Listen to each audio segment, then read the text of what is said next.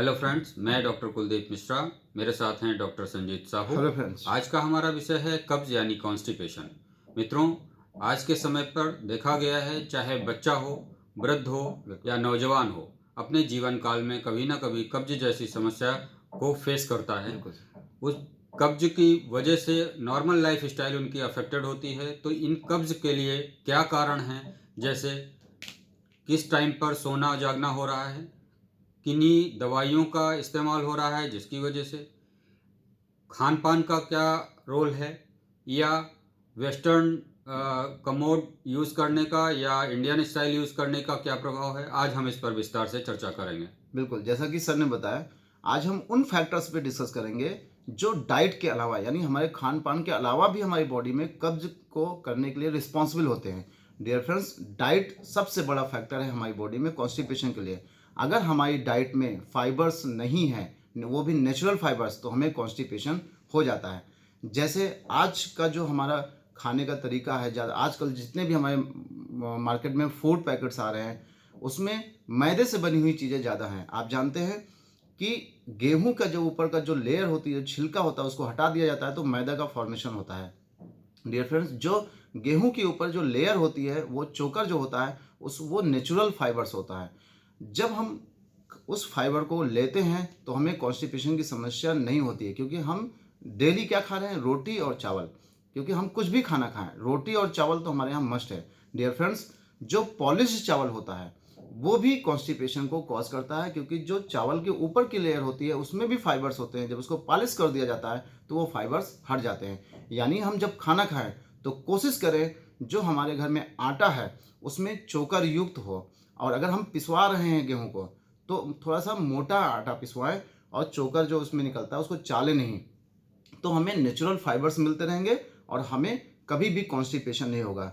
जो चावल है वो पॉलिश चावल ना खाकर, जो पॉलिश चावल होता है उसको ना खाकर हम मोटा चावल खाएं, जैसे पहले हमारे लोग खाते थे, और उनको कभी कॉन्स्टिपेशन की समस्या नहीं होती थी।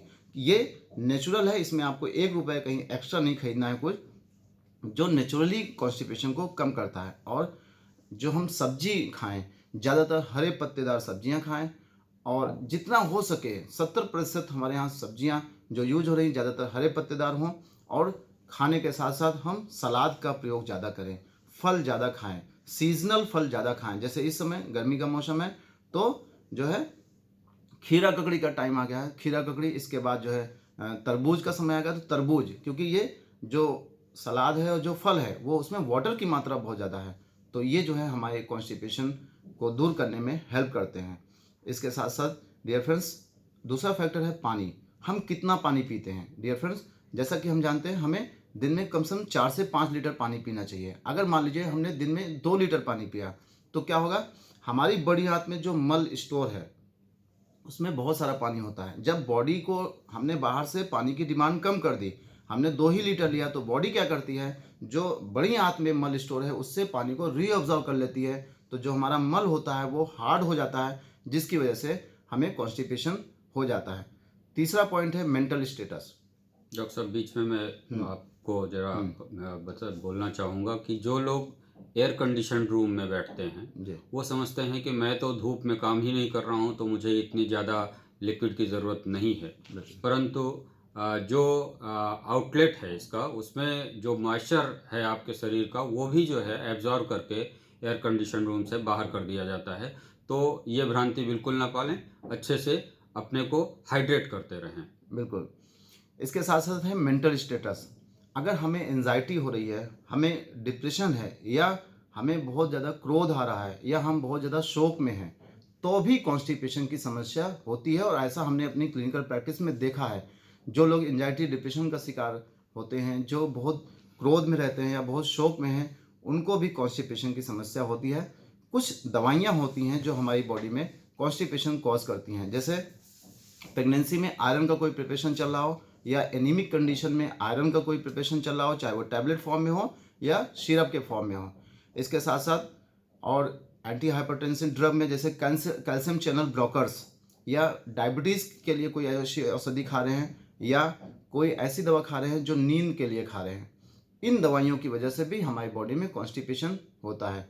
कुछ बीमारियां होती हैं जिसमें कॉन्स्टिपेशन होता ही होता है, जैसे हाइपोथायराइडिज्म यानी थायराइड की कंडीशन में भी कॉन्स्टिपेशन होता है। अगर हाइपरटेंशन की कंडीशन है उसमें भी होता है। डायबिटीज़ में भी कॉन्स्टिपेशन होता है। और अगर कोई न्यूरोपैथी हमारी बॉडी में चल रही है उसकी वजह से भी होता है। IBS आप जानते हैं, इरिटेबल बाउल सिंड्रोम, या बहुत ज़्यादा कोलाइटिस है, तो इन बीमारियों में भी हमारी बॉडी में कॉन्स्टिपेशन बहुत ज़्यादा होता है। डियर फ्रेंड्स, इसके साथ साथ जैसा सर ने बताया कि हमारे सोने जगने पे भी डिपेंड करता है कॉन्स्टिपेशन। डियर फ्रेंड्स, जैसे अमूमन हम मान लीजिए रात में 10 बजे सो जाते हैं, किसी दिन हम 12 बजे सो रहे हैं या 1 बज गया सोते सोते, तो जाहिर सी बात है हम लेट मॉर्निंग उठेंगे तो भी कॉन्स्टिपेशन की समस्या होती है, क्योंकि जो बॉडी का रिद्म था, जो हमारी बॉडी में जो हार्मोन्स मॉर्निंग इवनिंग में जो हार्मोन्स का बैलेंस होता है वो डिस्टर्ब हो जाता है, जिसकी वजह से कॉन्स्टिपेशन हमें हो जाती है। इसके बाद है बाउल हैबिट। जनरली मान लीजिए हम सुबह 6 बजे सो के उठते हैं, 7 बजे मॉर्निंग को मल त्याग के लिए जाते हैं, लेकिन किसी कारणवश हम सुबह 10 बजे गए या 12 बजे जाना पड़ गया, तो उस दिन भी आप देखते हैं हमारी बॉडी में कॉन्स्टिपेशन हो जाता है। डियर फ्रेंड्स, एक फैक्टर और है, अब ज़्यादातर जो नए मकान बन रहे हैं लोग वेस्टर्न जो कम्बोर्ड का फॉर्मेशन ज़्यादा करा रहे हैं। डियर फ्रेंड्स, वेस्टर्न कम्बोर्ड भी हमारे बॉडी में कॉन्स्टिपेशन का एक बहुत बड़ा कारण है। आइए देखते हैं कैसे। जैसा कि आप इस पिक्चर में देख रहे हैं, ये वेस्टर्न कम्बोर्ड है। हमारे बैठने की पोजीशन देखिए, सिटिंग पोजीशन है। डियर फ्रेंड्स, जब हम खड़े होते हैं या तो उस समय क्या होता है, जो ये प्यूबोरेक्टलिस मसल है ये पूरी तरह से रेक्टम को कॉन्स्ट्रिक्ट करके रखता है, खींच के रखता है, जिसकी वजह से मल पास नहीं होता है। जब हम इस पोजीशन में बैठते हैं तो उस समय क्या है, पार्सली रिलैक्स्ड हो जाता है। ये जो प्यूबोरेक्टलिस मसल है ये थोड़ा सा रिलैक्स हो जाता है, जिसकी वजह से मल जो है वो पूर्ण रूप से पास नहीं होता हमारी बॉडी से, आधा मल पास होता है, तो हमें 2-3 बार जाना पड़ जाता है। अगर हम इस पोजीशन में बैठे हैं, जैसे इंडियन टॉयलेट्स में हम बैठते हैं, तो उस कंडीशन में क्या है कि जो ये प्यूबोरेक्टलिस मसल है वो पूरी तरह से फुल्ली रिलैक्स होती है और पूरा मल जो रेक्टम में भरा हुआ है वो एनल कैनाल के थ्रू एनल से बाहर आ जाता है। तो अगर हमारे घर में इंडियन टॉयलेट्स है तो बेस्ट है, नहीं है तो हम क्या कर सकते हैं, वेस्टर्न टॉयलेट में जब बैठते हैं तो अपने पैरों पे यहाँ पे एक छोटा सा स्टूल रख दें। तो उस कंडीशन में क्या होगा, इससे आप समझिए, जब हम वेस्टर्न टॉयलेट में बैठ रहे हैं तो हमारा जो बैकबोन है और जो ये थाई बोन, यहाँ पे देखिए 90 डिग्री का एंगल है। लेकिन जब हम इस तरह बैठते हैं स्क्वाटिंग पोजीशन में, जो हम इंडियन टॉयलेट में बैठते हैं, तो देखिए यहाँ पे 35 डिग्री का एंगल है। तो जब यहाँ पैरों के नीचे हम थोड़ा सा स्टूल लगा देंगे तो ये जो थाई है ये ऊपर चली जाएगी, तो एंगल जो है वो थोड़ा सा कम हो जाएगा, तो जिसकी वजह से जो हमारी प्यूबोरेक्टलिस मसल है वो थोड़ा सा रिलैक्स हो जाएगी और कॉन्स्टिपेशन हमें नहीं होगा। इसके साथ साथ डियर फ्रेंड्स, नशा अगर हम कोई करते हैं, जैसे शराब पीते हैं, तंबाकू खाते हैं या स्मोकिंग करते हैं, तो डियर फ्रेंड्स उस कंडीशन में भी कॉन्स्टिपेशन हमारे शरीर में हो जाता है।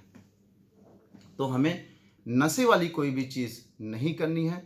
जैसे सुरती, कई बार होता है कि मल त्याग के लिए जब जाते हैं या तो स्मोकिंग करते हैं या तो सुरती मुंह में रख लेते हैं, तो यानी तंबाकू चबाते हैं। उससे उनको लगता है कि शायद ये हमारी कॉन्स्टिपेशन की समस्या दूर कर दें। कई बार हमने देखा है कि किसी को कब्ज हुआ तो वो सुरती चबाना शुरू कर दिए या स्मोकिंग करना शुरू कर दिए, किसी ने सलाह दी कि इसको करने से कॉन्स्टिपेशन दूर हो जाएगा। ऐसा नहीं है डियर, ये सब कॉन्स्टिपेशन को और एग्रीवेट करते हैं, ना कि कॉन्स्टिपेशन की समस्या को दूर करते हैं।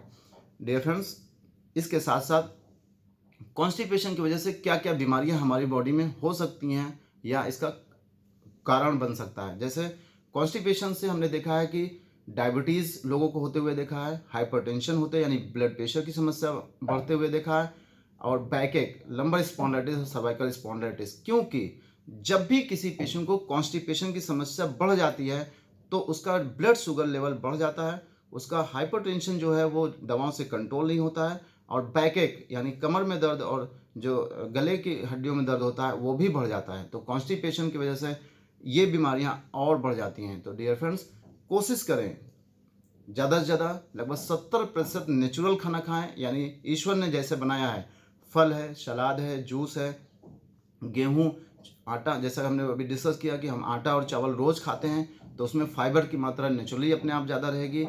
कोशिश करें कि व्यायाम अच्छे से करें, पानी की मात्रा अपनी बॉडी में सही रखें। अगर कोई बीमारी है जैसे हाइपोथायराइडिज्म, डायबिटीज़, हाइपरटेंशन, तो इन बीमारियों को अच्छे से कंट्रोल रखें और अच्छी नींद लें।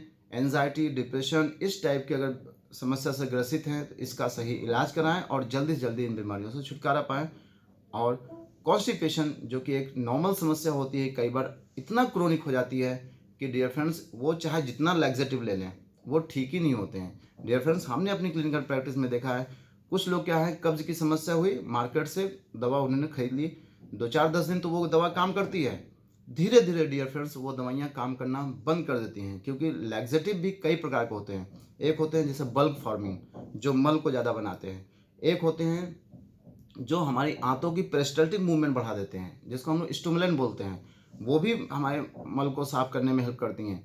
डियर फ्रेंड्स, कुछ होती हैं ऑस्मोटिक्स, जैसे हमने कोई दवा खाई, वो क्या करती हैं, पानी को अपने साथ बहुत ज़्यादा एब्जॉर्ब कर लेती हैं तो मल के साथ पास कर देती हैं। डियर फ्रेंड्स, इन सब लैक्सेटिव में जो स्टिमुलेंट होते हैं, जी डॉक्टर साहब, ये जो स्टिमुलेंट होते हैं जी नॉर्मली देखा गया है क्लिनिकल प्रैक्टिस में, पेशेंट कहता है पहले तो मैं इसको 5 ml ही लेता था, बिल्कुल लेकिन अब हम 15 ml भी ले रहे हैं तो भी जो है कॉन्स्टिपेशन से छुटकारा नहीं मिल रहा है। धीरे धीरे डोज बढ़ती जाती है।